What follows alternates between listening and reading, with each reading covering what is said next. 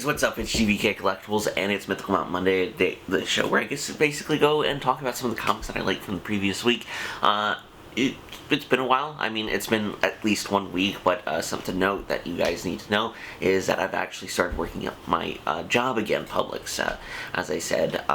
So we are still, me and Jack's Pop Guy are still going to be doing the YouTube channel, but maybe videos we'll try to put them out as much as possible as like our regular videos like Mythical Mountain Monday, What's in the Box Wednesday, and Figure Review Fridays. So we'll try to do our best with them and work with our work schedule to get those out, but we'll do it either way. So either way, let's get on to the comics. So this is the stack that I had today, well, from the previous week. A lot of good comics, a lot of fun ones, I think. So let's take a look at some of the comics that I really enjoyed. So let's see, where do I want to start? Let's start with this one. So, my first comic my number 5 recommendation, I guess, or the one that I enjoyed the most, was Ultraman number 5, Trials of Ultraman number 5. This is the final entry in Kyle Higgins and Matt Groom's Trials of Ultraman, the sequel to Rise of Ultraman. So basically, it's where we left off with the Kaiju attack, where we have Shin Hayata, that there is a zealot, a former... that there is the, like this creator who basically creates his own kaiju, thinking it's to kind of show that the kaiju are a hoax and they're created by the USP, and that is Jiris, who is essentially Godzilla. But then, out of nowhere, a actual kaiju shows up, a volcanic Volbara, I believe. I'm probably pronouncing the name wrong, but basically it was really cool. And what we actually learned, Jiris is actually a mech. He's actually being piloted by Nakajima, who is this kind of like the leader of these zealots who believe the USP is all controlling the kaiju, and they actually get to fight each other, which is really cool to see. The art is really well done by let me get the artist real quick. Francesco Mana, who I hope is going to be, hopefully with everything going on right now, I hope he's going to be actually on the trials of the next book that we'll talk about at the end of this. But it's really cool because we eventually, like, the fight is really cool. Ultraman, of course, defeats Jiris, who is causing the problem with the other kaiju, to basically kind of calm it down, and it has this reactor that's really causing it to have a problem, which is really cool because it's something to show that the kaijus are having, like, they have this kind of, this kaiju isn't like destroying humanity, it's just bothered by this one thing, this heat source that is powering the mech of Jiris, so it's really cool. But it's really cool. Of course, there are people who, and this, the doctor who basically created Jiris is still denying that the USP is, still thinks USP is still controlling the Science Patrol. And there's a really cool conversation of where Shin and Kiki have a conversation with their captain, basically say, hey, we're not going to change people's minds overnight, it's going to take a while. So it's really cool. And it's also really cool because we actually get some core story development with Shin Hayata's dad, and we eventually learn that an accident had happened where Shin had lost his brother at the age of 13. And this is kind of why his dad had that resentment towards him to being Ultraman, being able to protect people. But there's a really cool like dialogue, and it's also kind of, not to say partially blame on Shin's dad, because after their mom left, he became very reserved and not like very not supportive, but like just kind of reserved and not really involved in their lives. So Shin kind of took that role of being a older, like basically kind of like a father figure to his brother. But eventually an accident happened, and he's like, listen, Dad, you don't need to forgive me, because he kind of says, I'm done letting you judge me for what I did back then, and he's showing to do better. And there's a cool conversation with him and Ultraman saying, it's like, I didn't know that you lost your brother, which is a really cool moment and dialogue. I really love Kyle Higgins and Matt Groom's writing is really good. And eventually Dan Moribushi comes along and starts to have a conversation with Shin, but eventually we learn that he is actually Ultra 7, so it is really cool to see this tie-in, and this actually leads into the mystery, the next book called The Mysteries of Ultra 7, which is going to be super, super cool. I really love how they paid that off. So we're getting another Ultraman book, not till 2022, unfortunately, for a lot of people, but at the same time, I'm very excited to see it. But Trials of Ultraman, I think this and Rise are awesome, and I think it's a really cool way for people to get introduced to the Ultraman franchise in the United States. It's really, really good. I have like a mild understanding of the characters and everything, but even then, like, the basis, like, I really enjoyed it for just me being a really, really casual fan of Ultraman, so it was really, really cool. It was cool seeing Gyrus. I liked what they did with him, because I felt like they couldn't have got away with him being a regular kaiju. I felt like that would have been a little too on the nose to say, oh, this is, like, essentially Godzilla, kind of. So it is very interesting, but I really enjoyed it. The art is killer. The writing from Kyle Higgins and Matt Groom was fantastic. I hope to see more from them. I hope to see we actually get to see like an Ultra Q book, like it was like a little one shot from the original Rise of Ultraman #1. So once again, Trials of Ultraman, one of my favorite, my number 5 pick. So let's get on to the next book. Oh my god, my chair is moving around. So yeah, let's do that. Yeah, let's do this one. So, my number 4 recommendation, it is a book that I continuously talk about and I love. I think all these books I really loved, and it was The Nice House on the Lake, book 3. And this one is focusing on Sam, who is the journalist, essentially, and you kind of learn his, his journey and his experience with Walter, because we eventually cut back to a point where, like, Sam is told to kind of, by Walter, to spy on his friends. So he is the kind of investigator of the group, and it is really interesting because he is trying to figure out, like, the borders and, like, everything about the house. And it's also, we are getting some, like with the previous issue, I forget his name, but one of the guys who Walter had seen in the previous issue, I forget his name off the top of my head, but basically telling the group to kind of slow down and not necessarily patrol and learn about their surroundings. So, and Sam is a little pissed by this because of like all the shit that they've seen, essentially. And he's like really, really freaked out, but it's really, really cool because you get moments of him exploring the background and everything. It's really, really cool. I really enjoy the book because it feels like it's very much kind of a, because at first, as I think I said constantly, I thought this was going to be a very kind of domestic style horror book, but it clearly isn't that. And people are straight out saying, like, Walter's an alien. I'm not sure about that quite yet. I don't know what exactly it is. It'd be interesting to see what they do, but, like, alien is leaning towards it. But it is really, really cool, and you get to see Sam actually explore. Later at night, he actually gets to explore the areas, and he gets to take, like, notes and everything. And he eventually finds a kind of monolith area that's really, really creepy. So something like you would see, like, it looks like it's made out of obsidian. If you've ever played Minecraft and you did, like, an obsidian, like, building, that's what it looks like. And it's very, very creepy because there's all these different little like symbols and everything, but there's actually kind of a map of the whole area, especially where the house is. So it is very interesting, but it's very, very interesting because, like, he's kind of gotten complacent of where the fuck are you? He's like, where the fuck are you, Walter? But it is really, really creepy. And eventually, what we learn is that there's actually a character named Reg who's actually in this monolith, who's being held by Walter. So we don't know what the hell that is. We don't know what the monolith is, like this kind of monolithic building is, but it is really, really cool. Like, really, really cool. Really builds on, like, it's very much like a slow burner, I feel like, with a lot of stuff. Like, especially, like, if you go for the first part of the book, first issue is very, like, a slow build-up, then you get that gradual thing. I feel like this was very much like that, but it's also, you are kind of dealing with what they're dealing with. So I love the idea of each issue focusing on a different character, which I really, really enjoyed from their point of view and how they're experiencing this whole thing with A Nice House on the Lake. But yeah, Nice House on the Lake is my number 4 recommendation. James Tynion continues to do a great job.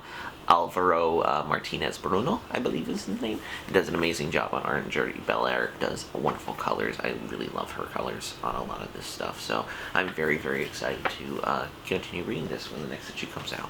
Alright, and as I said, the next book, this one I was really, really happy about. I don't know, just reading it, it was just a super fun book, and it was Elvira Meets Vincent Price, and this is just a really, really fun book, and it's just, like, very, very it's a very tongue-in-cheek kind of book, very much, like, if you love Elvira, if you love Vincent Price, there is a lot to really enjoy about this book. Basically, what we learn is Elvira's trying to get a special going throughout different places, like Deathflix, which is including Netflix, but it's really, really cool. Like, you get to see, like, these kind of cool, fun little puns on everything, and it's also, like, you get to see, like, different ones, like Wooloo, Hulu, Shiver, which I assume is Shudder, although I think the #1 place I would give Elvira a show is Shudder, but it's really, really cool where there's a lot of callbacks. So, like, if you've seen Elvira, Mistress of the Dark, Gonk, the dog, is there, which is really, really cool.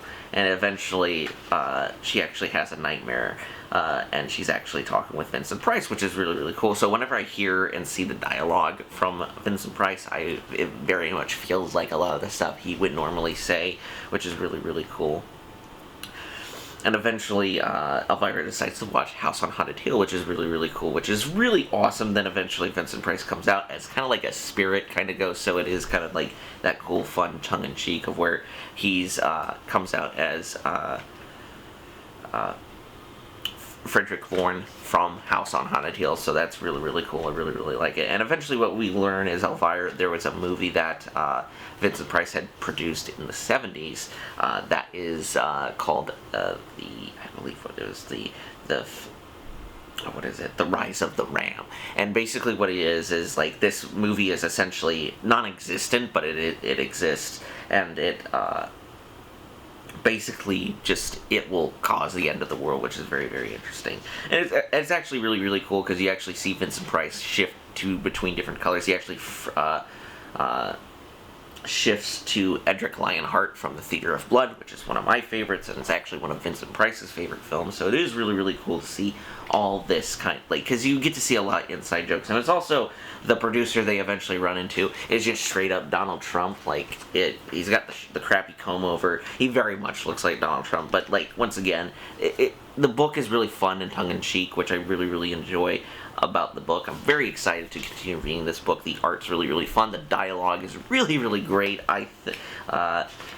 Let's see, David Avalon, I believe, I'm probably pronouncing it wrong, Avalon, does a really, really great job with writing. I really enjoyed it. The art's really, really cool. I really like it. It's very much kind of like, I don't know how to describe it. It's like not hyper realistic, but it's still kind of like that idea of kind of cartooning, but like actual realistic. I really enjoy it. But it's a really, really fun book, and it's like, I felt like none of the dialogue's out of place either. Like, a lot of it sounds in place for Elvira, and especially Vincent Price, which is really, really cool, because I can actually, like, when I'm reading the Vincent Price parts, I can actually, like, think of his voice saying it, so I really, really enjoyed it.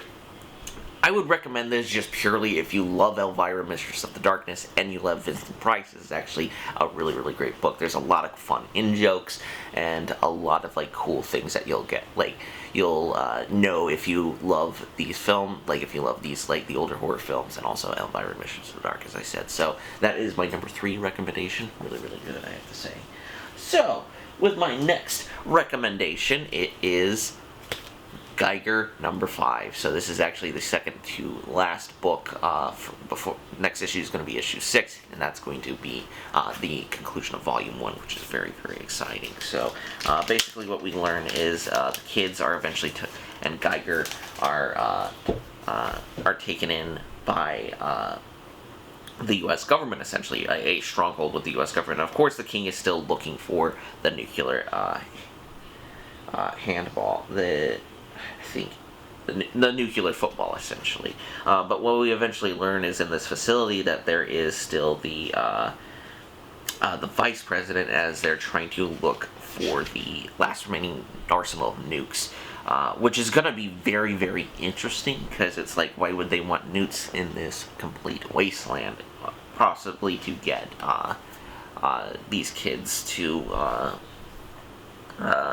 not kids, but possibly to kind of retake America, which is very, very interesting. But it's really, really cool, because there's actually kids who there's actually kids in this space who are actually living, and they're actually surviving, and they're actually kind of having a normal life, which is really, really cool. Scientists are trying to figure out what the hell is up with Geiger and his like sticks, which is really, really cool. I really love it, where there is a lot of cool tension, even though like the kids are in the, like, they're being taken care of, they're getting tests done. Then what we eventually learn is that the little brother is Henry, I should say, actually is starting to form leukemia, unlike her. So they're actually having to, Haley, this lady talks with Haley, basically say, hey, we're gonna have to put him, like, not like take him back out to the wasteland or whatever, but basically have to put him, like, euthanize him essentially, because of the leukemia, and there isn't really that many supplies, which is very, very kind of sad. Like, and Haley freaking out. Luckily, Geiger had broken out, and Bart luckily found Barney. Ooh, Barney's fine, which I really love. But basically, Geiger basically takes her, and they're gonna kill him. They're gonna kill Henry, but eventually, you know, he's going to, Geiger's not going to let that happen, which I think Geiger is really, like, Tarkin, I should believe, has actually kind of found this new, like, helping these kids out because of what happened to his family, which is really, really cool. And it ultimately concludes on something called Bring the Robot Online, so we don't know what the hell the robot is. But as I said, this is actually the second to last issue before the oversized conclusion of Volume 1. The story is going to continue probably after that. They haven't said it's like, oh, this is the series finale. No, this is going to be, I think, a continuous book. This is just going to be the number 6 is going to be the ending of Volume 1. Jeff Johns continues to do a wonderful job of writing, I think. I really love the book a lot. And also Gary Frank on art is always good. Like, he's really, really great on art. I really enjoy the art on Geiger. But I'm very excited to see what the conclusion of Volume 1 is. I'm very, very excited. This book has been nothing but fantastic. The art is killer. The writing is really, really fun. So yeah, Geiger number 5 is my number 2 recommendation. Then we'll get on to my number 1 recommendation, which my number 1 recommendation is, like a few weeks ago, it is Chapter 3 of Basilisk from Cullen Bunn, Joseph Scarif, and Alexandre Guimarães, I believe.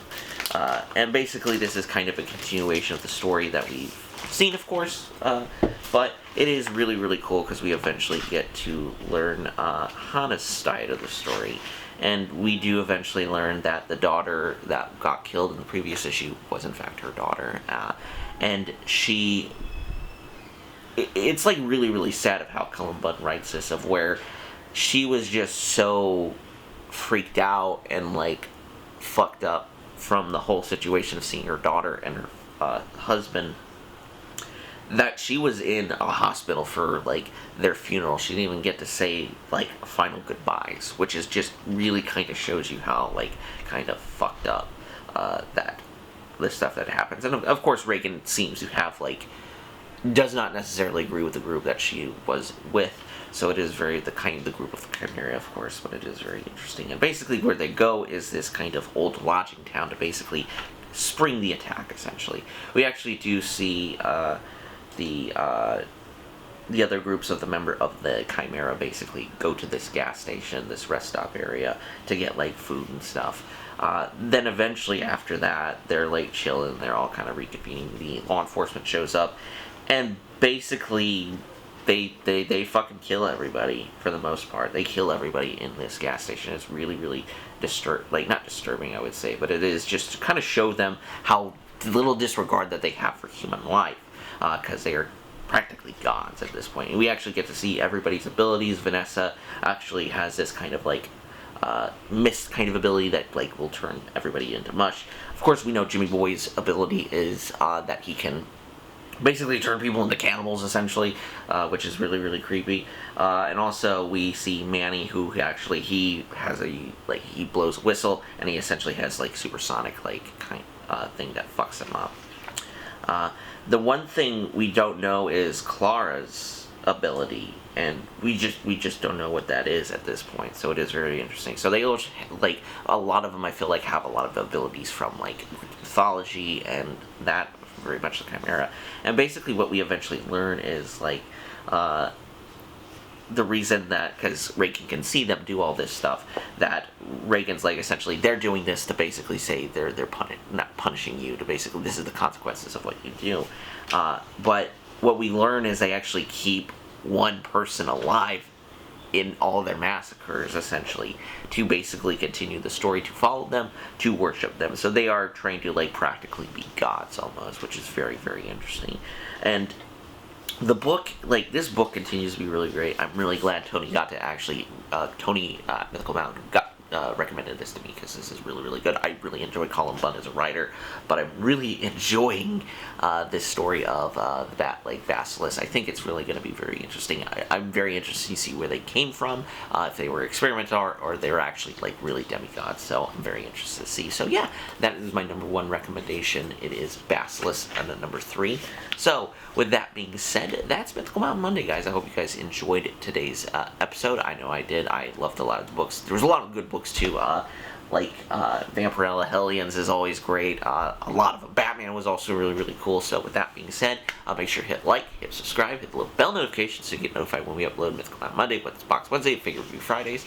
Also check us out on Mercari and our Instagrams. All will be links down below. Check me out on Facebook. And as I said, guys, we're back to working, but we're going to get the videos as much as possible.